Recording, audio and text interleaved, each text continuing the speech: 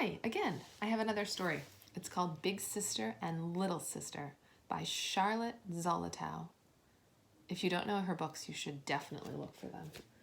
There's another favorite of mine called Over and Over that I'll read to you sometime soon. So this one is called Big Sister and Little Sister, and the illustrations are so sweet. Once there was a big sister and a little sister. Sometimes the pages stick together. The big sister always took care. Even when she was jumping rope, she took care that her little sister stayed on the sidewalk. There they are with their little jumping rope and their little doll carriage and the little kitty cat. When she rode her bike, she gave little sister a ride. When she was walking to school, she took little sister's hand and helped her to cross the street.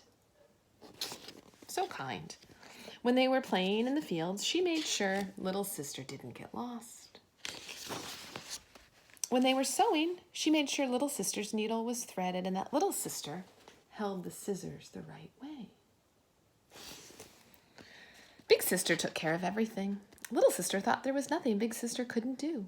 Little sister would sometimes cry, but big sister always helped her to stop. First, she'd put her arm around her, then she'd hold out her handkerchief and say, "Here, blow." Big sister knew everything. "Don't do it like that," she'd say. "Do it this way." And little sister did. Nothing could bother big sister. She knew too much. But one day, little sister wanted to be alone. She was tired of big sister saying, "Sit here, go there, do it this way, come along." And while big sister was getting lemonade and cookies for them, little sister slipped away. Out of the house, out of the yard, down the road, and into the meadow where the grasses and the daisies hid her. She's having a little quiet time. Pretty soon she heard big sister calling her. But she didn't answer. She heard big sister's voice getting louder when she was close and fainter when she went the other way. Calling. Looks like they're playing hide and seek. Little sister leaned back in the daisies.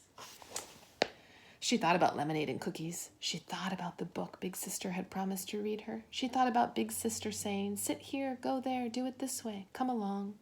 No one told little sister anything now. The daisies bent back and forth in the sun. A big bee bumbled by. The weeds scratched her bare legs. But she didn't move. She heard big sister's voice coming back. It came closer and closer and closer. And suddenly big sister was so near, little sister could have touched her. Big sister sat down in the daisies. She stopped calling and she started crying. She cried and cried just the way little sister often did. Sad big sister. When the little sister cried, the big one comforted her. But there was no one to put an arm around big sister. No one took out a handkerchief and said, "Here, blow." Big sister just sat there crying alone.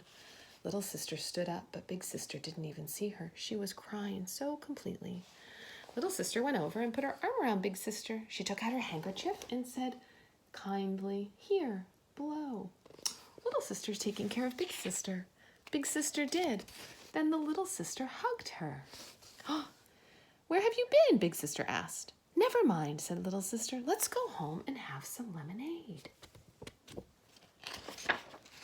And from that day on, little sister and big sister both took care of each other because little sister had learned from big sister. And now they both knew how. They both know how to take care of each other, big sisters and little sisters.